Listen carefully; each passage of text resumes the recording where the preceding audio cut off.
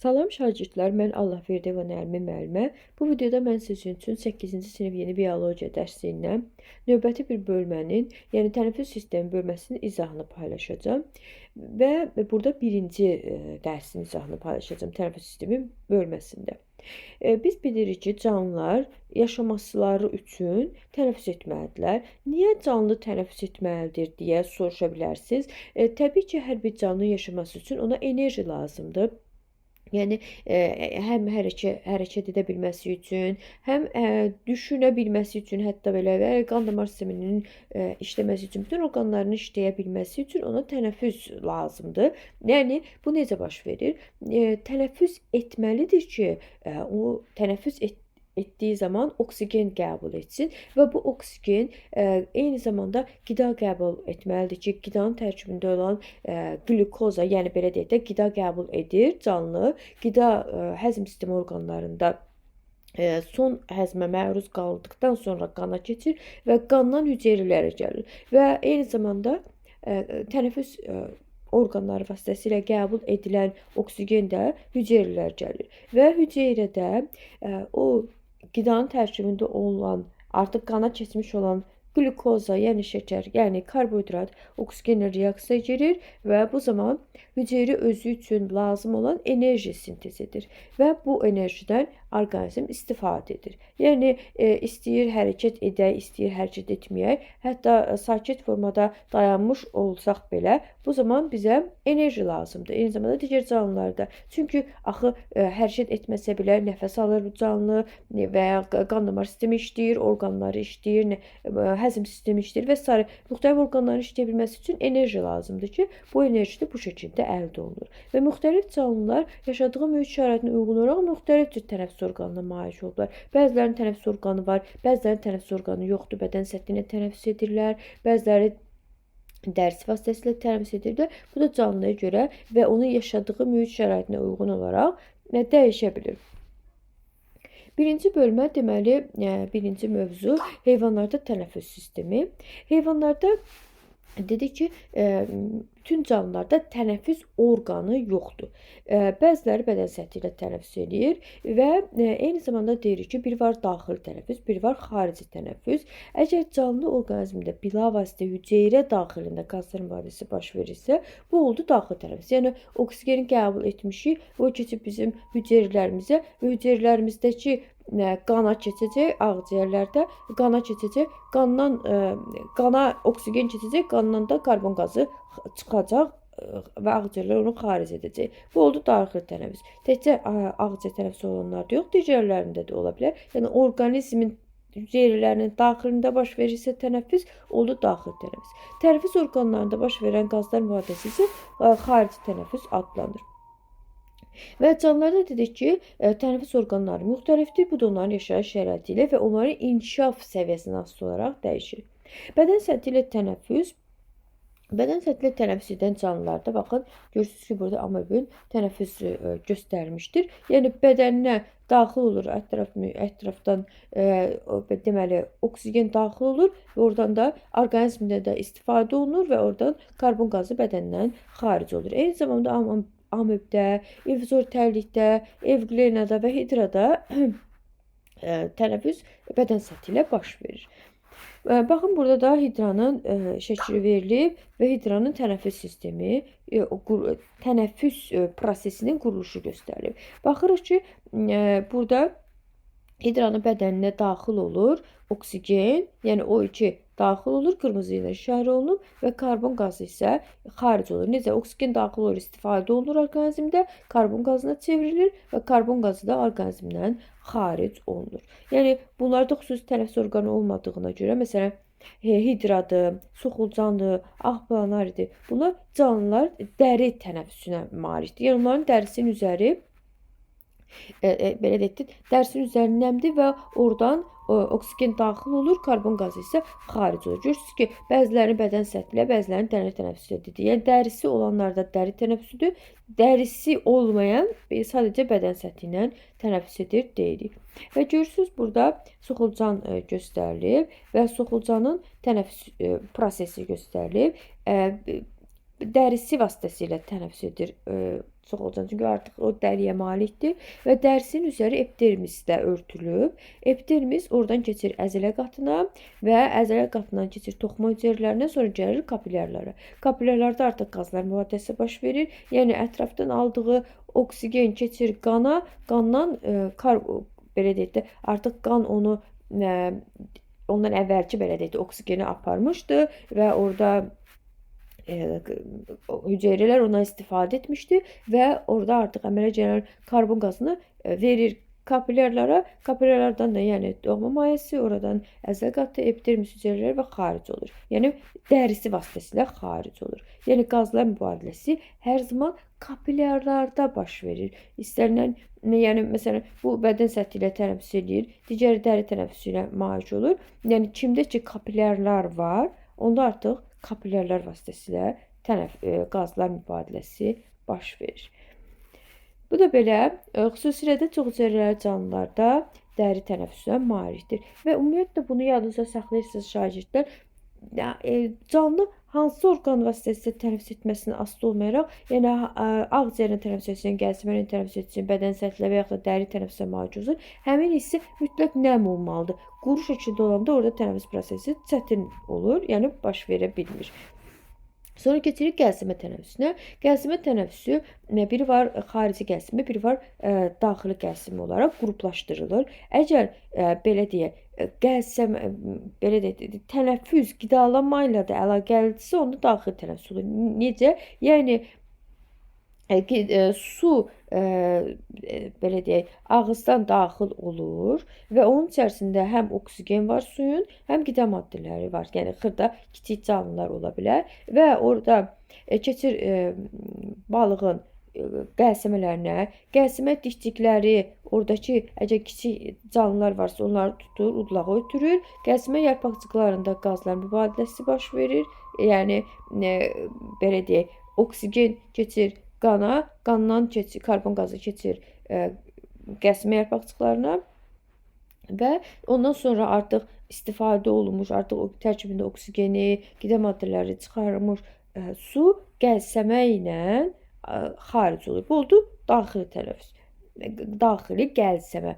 Xarici gəlsəmələrdə isə məsələn proteində xarici gəlsəmədir. Eyni zamanda qurbağa sürfələri ilk inkişaf dövrlərində xarici gəlsəməyə sahib olurlar. Sonra inkişaf etdikcə daxili gəlsəməyə keçirlər. Yəni xarici gəlsəmə olanlarda isə gəlsəmədən elə daxil olur su, qida maddələri yox, su daxil olur və orada qazlar mübadiləsi baş verir gəlsəmələrində. Oksigeni alır qan, karbon qazını verir suya və su oradan xaric olur. Bu da oldu xarici gəlsəmə. Və daxili gəlsəmə olan canlılar, məsələn, xərsəkləri misal göstərə bilərik, çitaylı molluskalar göstərə bilərik, əksər balıqlar misal göstərə bilərik ki, bunlar da daxili gəlsəməyə malikdir. Ümumiyyətlə, yadınıza saxlayın şagirdlər, gəlsəmə tənəffüsü olan canlı, eyni zamanda traxeya tənəffüsü olan canlı, suda yaşayan canlılar da ola bilər, quruda yaşayan canlılar da ola bilər. Əgər suda yaşayan bir canlıdırsa, məsələn, xərçəng suda yaşayır, sonra məsələn balıqlar suda yaşayır, onlarda gəlsəmə tənəffüsüdür. Gəlsəmə tənəffüsü suda yaşayan bir canlı gəlsəmə ilə tənəffüs edirsə, bu suda həll olmuş oksigendən istifadə edir. Əgər quruda yaşayıb gəlsəmə ilə tənəffüs edən bir canlıdırsa, məsələn proteinlər quruda yaşayıb gəlsəmə ilə tənəffüs edən bir canlıdır. O zaman quruda olan atmosfer oksigenindən istifadə edir. Eyni zamanda traxeya tənəffüsünə malik olan canlılar belədir. Yəni məsələn balıq suda yaşayan gəlsəmə ilə tənəffüs edən bir canlıdırsa, o suda həll olmuş oksigendən istifadə etsin. Quruya çıxanda da atmosfer oksigendən istifadə etsin, belə deyil. Sadəcə olaraq əgər bu suda yaşayan gəlsəmə ilə tənəffüs edən canlıdırsa, suda həll olmuş oksigendən istifadə edir. Quruda yaşayıb gəlsəmə ilə tənəffüs edən canlıdırsa, atmosfer oksigendən istifadə edir. Traxeya tənəffüsü olan canlılarda da belədir. Amma ağciyər tənəffüsü olan canlılar istəyir suda yaşasın, istəyir quruda yaşasın, mütləq şəkildə atmosfer oksigendən istifadə edir. Yəni ağciyər tənəffüsündən malik olub suda həll olmuş oksigendən istifadə edən canlı yoxdur. Məsələn, balinalar suda yaşayır, ağciyərlə tənəffüs edir. İlbizlər suda yaşayır, ağciyərlə tənəffüs edir. Amma mütləq şəkildə nəfəs almaq üçün suyun üzünə çıxır, nəfəs alır, sonra yenə suyun altına girə bilir. Bu da qeyd kimi yadınızda saxlaya bilərsiniz. Və qəlsəmə yarpaqcıqları qan kapillyarları ilə zəngindir və kapillyarlardakı qan qəlsəmə yarpaqcıqlarına daxil olan suyun əksi istiqamət tərcih edir. Tutaq ki, su bu istiqamət tərcih edirsə, qan da bu istiqamət tərcih edir. Bunun təbii ki, bir əhəmiyyəti var. Əhəmiyyəti nədən ibarətdir? Çünki dedik ki, suda həll olan oksigen qana keçir. Bu da diffuziya yolu ilə baş verir. Diffuziya yolu ilə baş verə bilsin deyə əks istiqamətdə hərəkət edir ki, daha çox mübadilə prosesi baş verə bilsin. Və balıqların da əksəriyyətində qəlsəmələr xaricdən qəlsəmə qapaqları ilə örtülmüş vəziyyətdə olur. Sonra keçdik traxeya tənəffüsünə. Traxeya tənəffüsü həşəratlar üçün xarakterikdir. Eyni zamanda hörümçəklərdə də traxeya tənəffüsünə rast gəlinir. Amma hörümçəklərdə sadəcə traxeya deyil, ağciyər tənəffüsü də var və görüşü kitab şəkilli ağciyərə məxsusdur hörümçəklər. Kənarda yazılanlara da mütləq şəkildə fikir verin. Və traxeya tənəffüsü olan həşəratlarda qan qazlar mübadiləsində iştirak etmir. Yəni, qan bədən boyu, tutaq ki, bu həşəratın bədənidir. Bədənin kənarları ilə, belə deyək, qan dedim, qan yox, təbii ki, traxeya hərəkət edir. Traxeya boyunca oksigen hərəkət edir. Traxeya özü toxumalara, orqanlara, belə deyək, oksigeni çatdırır. Onlardan karbon qazını alıb xaric edir. Və xaricdə də xüsusi dəyilər vasitəsilə əlaqələnir ki, buna da stigma və yaxud da ki, nəfəsgah deyilir. Və həşəratların bədəni buxumlara bölünüb bilirik ki, öndə olan bir dənə buxumda və arxada olan bir dənə buxumda, yəni öndə olan döş buxumunda, arxada olan qarıncıq buxumunda bir dənəsində, hərəsində bir dənəsində stigma olmur. Yerdə qalan bütün buxumların hərəsində 2 dənə stigma olur deyirik. Yəni, stigma buxumlar üzrə bir cüt olaraq yerləşib. Bu da belə. Sonra traxeya tənəffüsünün sxemi burada göstərilib. Görürük ki, traxeya tənəffüsü hava daxil oldu və traxeya bədən boyu yayılıb və hüceyrələrə, belə deyək də, bütün orqanlara, toxumalara və hüceyrələrə çatdırır oksigeni və oradan da karbon qazını alır və xarici mühitə aparır. Və burada da görürük ki, bədən boyu yayılıb, belə, və stigmalar var. Stigmaların da şəklini görürsünüz burada və eyni zamanda hava qovluqları var ki, traxeya, belə deyək də, oksigeni hava qovluqlarına verir, hava qovluqları da hüceyrələrə çatdırır. Bu da belə. Sonra ağciyər tənəffüsü. Məsələn, ağciyər tənəffüsünə malik olan nümayəndələr var. Mollyuskuların var, qurbağaların var, sürünənlərin var, quşların, məmələrin ağciyər tənəffüsünə malik olan nümayəndələri var. Belə deyək də, qurbağalar sadəcə ağciyərlə nəfəs almırlar, eyni zamanda dəri vasitəsilə də nəfəs alırlar. Qurbağanın tənəffüsündən danışacağıq. Sürünənlər, quşlar və məmələrdə yalnız ağciyər tənəffüsüdür. Mollyuskularda bəzi mollyuskular qəlsəmə ilə tənəffüs edir. Məsələn, çitaylar qəlsəmə ilə tənəffüs edir. Məsələn, ilbizlər ağciyərlə tənəffüs edən nümayəndələri var. Amma onların hamısı ağciyər olsa da, amma ağciyərlərin quruluşu eyni deyil. Görürsünüz, şəkillərə diqqət etsəz, görəcəksiniz ki, qurbağanın ağciyəri başqa cürdür, kərtənkələ, yəni sürünənlərin ağciyəri başqa cürdür, quşların ağciyəri bir başqadır və məmələrin ağciyəri başqa bir quruluşdadır. Və ona da diqqət etsəniz görəcəksiniz ki, məmələrin ağciyəri alveollarla zəngindir, digərlərində isə ağciyərlərdə alveollar yoxdur. Və qurbağanın tənəffüs sistemi burada göstərilib. Qurbağada ağciyərlər kisə şəkilli olub, bronxlardan qırtlaq vasitəsilə birbaşa ağız boşluğuna birləşir və qurbağalarda ağciyər, belə deyək də, digərlər, sürünənlər, quşlar və məməlilər nisbətən zəif inkişaf edib, çünki onlarda dəri tənəffüsü də var və burada tənəffüs prosesi necə baş verir? Əgər o sudadırsa, suda olduğu zaman yalnız dəri vasitəsilə nəfəs alır. Əgər qurudadırsa, həm dəri, həm ağciyər vasitəsilə nəfəs ala bilir. Və yenə də deyirəm, bütün tənəffüs orqanları hər zaman nəm olmalıdır. Tənəffüs qurbağada necə baş verir? Nəfəs aldığı zaman buralarda qabırğarası əzələlər və diafraqma əzələləri inkişaf etmədiyinə görə onlar tənəffüsdə iştirak etmirlər. Yəni belə deyək də, o qabırğarası və diafraqma əzələləri malik deyil. Bu nəfəs aldığı zaman burun dəliyi açıq olur. Burun dəliyi açıq olur və hava daxil olur buruna. Burada çənaltı belə də əzələlər iştirak edir və bu hissə görürsüz, bu hissə hava şişir, bu hissə şişir və qırtlağı qapayır. Ondan sonra hava daxil olunan sonra burun dəliyi bağlanır, qırtlaq açılır və qırtlaq açıldıqdan sonra o ağza burun hissədən daxil olmuş oksigen artıq digər tənəffüs orqanlarına keçir. Oradan da artıq qazlar mübadiləsi baş verəcək və dəridə və ağciyərlərdə oradan da qana oksigen daxil olacaq. Eyni zamanda qandan da karbon qazı eyni yəni əksi istiqamətdə, yəni burundan son hissə olaraq burun ağciyərlərə daxil olur. Ağciyərlərdən isə gəlib sonda burundan xaric olur karbon qazı. Bu da qurbağanın tənəffüs sistemi. Sürünənlərdə ağciyər daha yaxşı inkişaf etmişdir və büküşlərə malikdir və ağciyərlərində həcmi xeyli genişlənib və qabırğaarası əzələlər yaxşı inkişaf edib. Və quşlarda isə ağciyərlərə daxil olan bronxlar şaxələnmiş bir vəziyyətdə olur və belə deyək də, quşlarda içqat tənəffüsdür və quşlarda belə deyək, hava kisələri də tənəffüs prosesində iştirak edir, amma qazlar mübadiləsisi yalnız ağciyərlərdə baş verir. Quşlarda tənəffüs prosesi necə baş verir? Burunla hava daxil olur ağciyərlərə. Ağciyərlərdə belə deyək, birinci necə baş verir? Burunla daxil olur oksigen, gəlir arxa hava kisələrinə.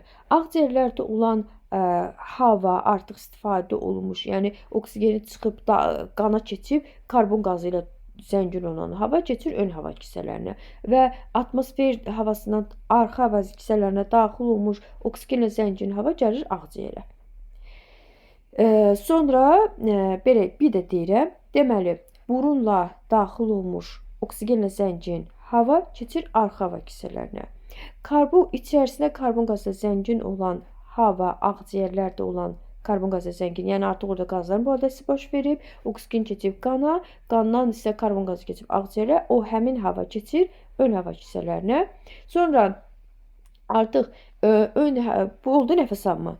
Ondan sonra nəfəs vermə zamanı ön hava kisələrində olan oksigensiz hava daxil olur, yəni burunla xaric olur, arxa hava kisələrindəki oksigenli hava gəlir ağciyərə.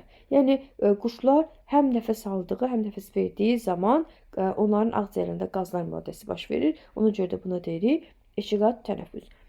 Və məməlilərin ağciyərlərində amfibilərdən, sürünənlərdən və quşlardan fərqli olaraq alveollar mövcuddur. Bunu da dedik. Eyni zamanda məməlilər diafraqmaya malikdir. Döş və qarın boşluğunu bir-birindən ayıran ara kəsməyə diafraqmaya malikdir və bu da tənəffüsdə iştirak edir. Bunu da indi insan tənəffüsü dərsində növbəti videoda izah edəcəm.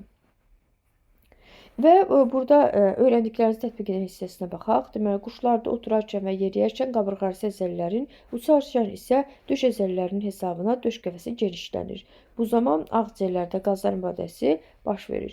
Digər orqanlardan fərqli olaraq quşlar həm nəfəs alma zamanı, həm də nəfəs vermə zamanı tənəffüs edirlər və burada deyir ki, təqdim olunan təsvir əsası inşiqat tənəffüs adlanan bu prosesi təhlil edin.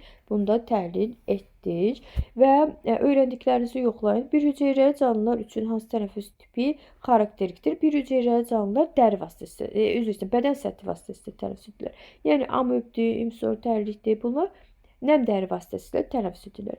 Tənəffüs tiplərini bir-birindən fərqləndirin. Bunda videoda ətraflı şəkildə izah etdim. Bütün tənəffüs tiplərini bədən səthində tənəffüs edənlər, yalnız bədən səthi iştirak edir bu prosesdə.